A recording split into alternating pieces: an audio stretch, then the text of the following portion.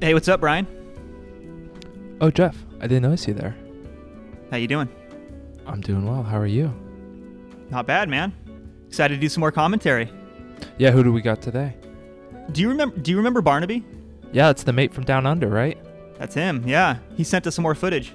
Excited to get into it. Yeah, let's get at it, man. Boom. Yeah, so Barnaby sent in the Talem Bent Motorsport Park, round 5 of the Super Series. So this is an Omnium race.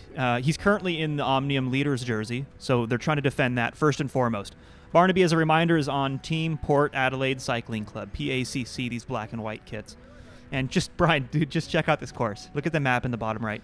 Yeah, it looks like whoever's drawn that might have had a seizure while they were drawing it, which is always really exciting to see for some fast, fun racing, for sure. It's dynamic, right? Yeah, super smooth roads, right? It's a racetrack. It's meant for motorsports.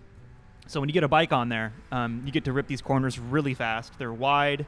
It just makes for really dynamic racing. I love it. We don't get enough opportunities to race our bikes on motorsport tracks, I guess is what they call them, motorsport parks in down the land down under. So so Barnaby's in the leader's jersey. Priority number 1, him and his team want to preserve that lead. So that being said, Barnaby's their sprinter. They want to protect him at all costs from using any unnecessary energy through this race and basically deliver him in the draft at 200 meters to go with as much energy as possible. That's the whole plan of a lead out. Secondary goal is to get Milo, M-I-L-L-O, Milo. I don't know his teammate's name. Sorry about that. To get him the intermediate sprint points, which we'll get to in a minute here. So there's some intermediate sprint points on offer, which his teammate is contesting that competition as well. So they have all the major teams out here. This is a big field. Some former national time trial champions. This is like a seriously fast field. I'm excited to get into the footage. Did I miss anything, Brian? No, I think that's it. Let's see, as a self-proclaimed sprint opportunist here, let's see how that sprint train works out for him.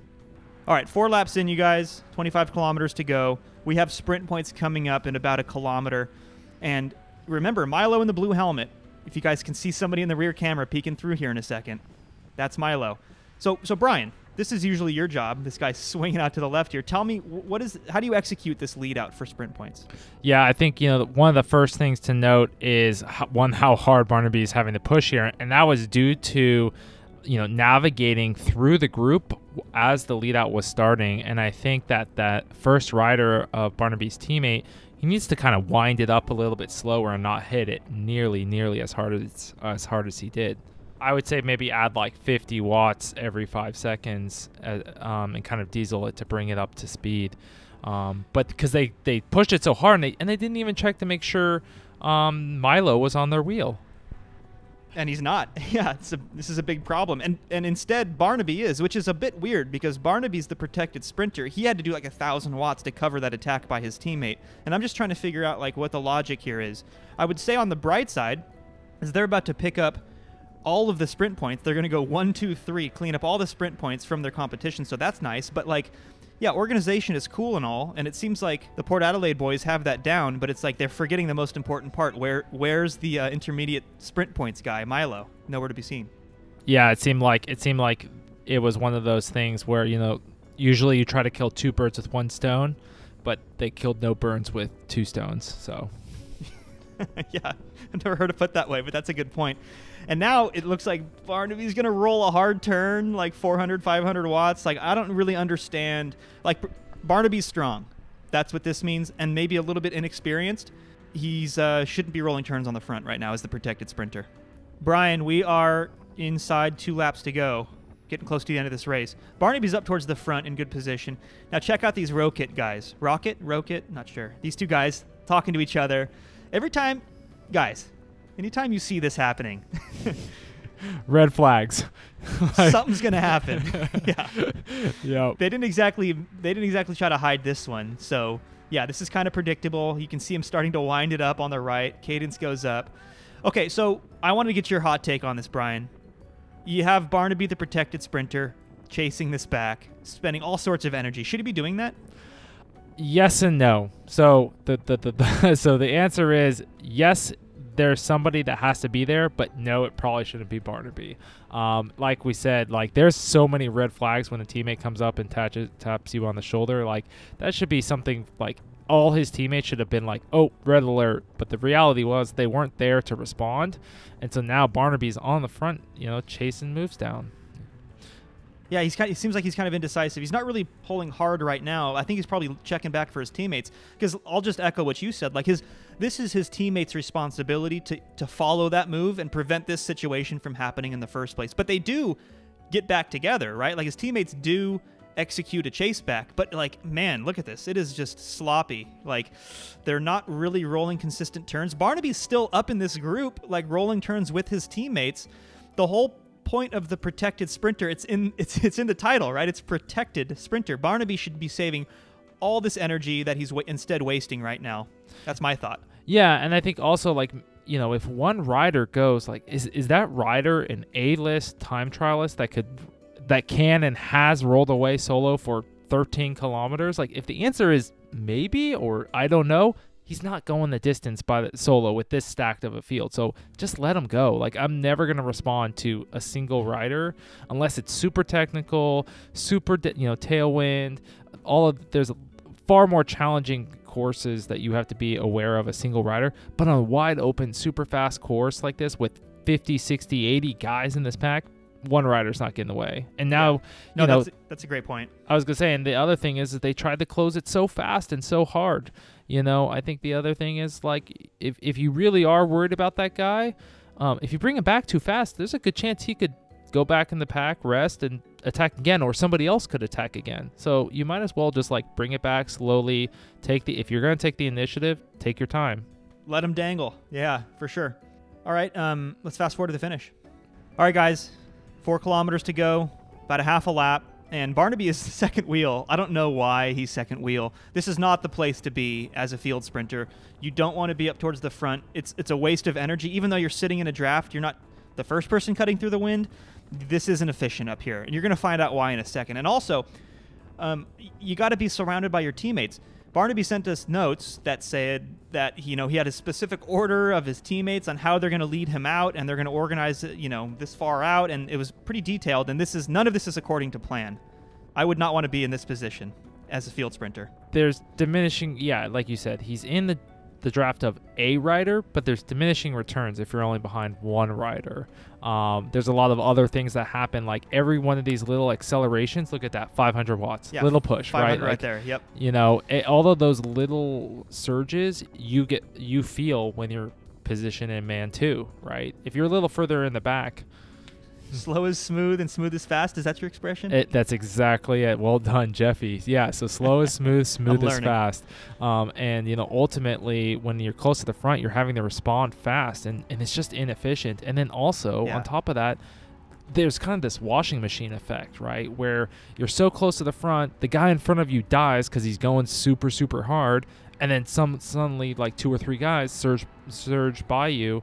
And then you have to surge to get on that, and then they're gonna blow up, and then it's just rinse and repeat for the next 3K. And I mean, that's not, you're at over 180 beats per minute, 3K out from the finish, right? Like that's not a good sign. It's a sick looking trek though, isn't it? How about that trek? Yeah, I'm all for that. It's like a Tron bike. Yeah, I'm all for the all matchies. No, I totally agree. And like I think another good way to think about it is if he's up towards the front and he's doing, let's say he's doing like 600 watts for a couple of seconds, and then he's doing a bunch of like 100 watts. Well, the average might be 250, which is reasonable, but that's a totally different 250 than just averaging 250 like straight up when you're mid pack, and that's the benefit. 250 mid pack is way easier than surges of 600 up towards the front, even if you get to rest every once in a while. It's just a matter of efficiency.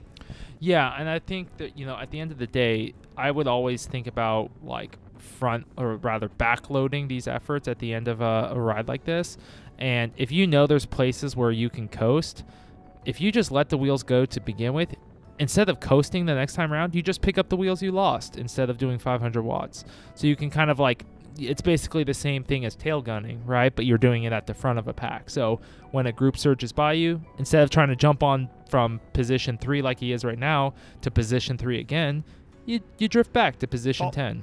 fall back a bit. Yeah, I feel like if it seems like he is compelled to stay like top 3, which you don't need to be. Like again, right here, over 400 watts with 1,500 meters to go, you don't need to be doing that.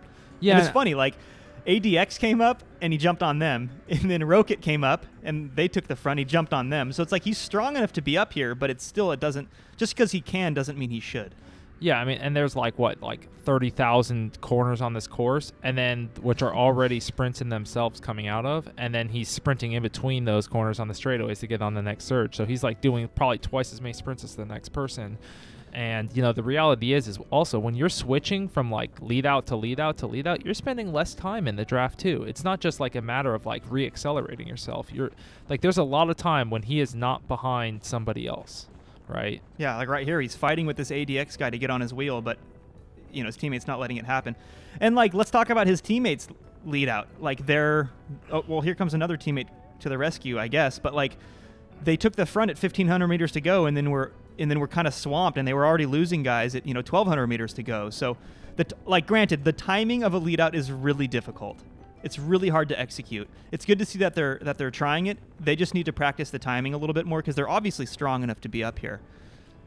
Yeah, I just don't know why they weren't trying to surge like and eliminate the gaps or rather those downtimes that were happening like coming into that corner. Instead, his teammate went on the opposite line that he did, and now here he is having to close like 5 bike lengths to get on his teammate's wheel with 500 meters to go. And then the teammate seems to be winding it up, but you know, it effectively was the same effort. Many bullets. Yeah, it was one bullet too many, I think, at the end of the day. Yeah. He's got a good position coming out of this final corner and coming into like 200 meters to go. But like this was something. Check out this guy on the right. Yeah, this was like a little bullet out of a gun right here, and like Dude, that guy got launched. Dude, I think that guy got launched like a rocket. Just confirmed he crossed into another time zone for sure there. Like, look at that. I loved watching that guy sprint. If that guy's got footage, he could send it in too. That was pretty fun to watch. Like he was probably doing exactly what Barnaby should have been doing, which was just like chilling. All those little surges, like whatever. It's going to be a field sprint. Like don't worry about it. There's all these teams controlling it and closing those gaps down, and Barnaby closing those gaps down. That guy was just like, hold my beer, and then he just unloaded on Barnaby in the last 200 meters. So I am happy to say that Barnaby does come back with some redemption footage that I'm excited to share on the channel. But until then, for myself and Bald Eagle Brian Larson, we'll catch you at the next one. Go, Brian, all the cats there. Go. No laughing. Stone cold. Okay, get it out right now. Good idea. Get all those laughs out right now.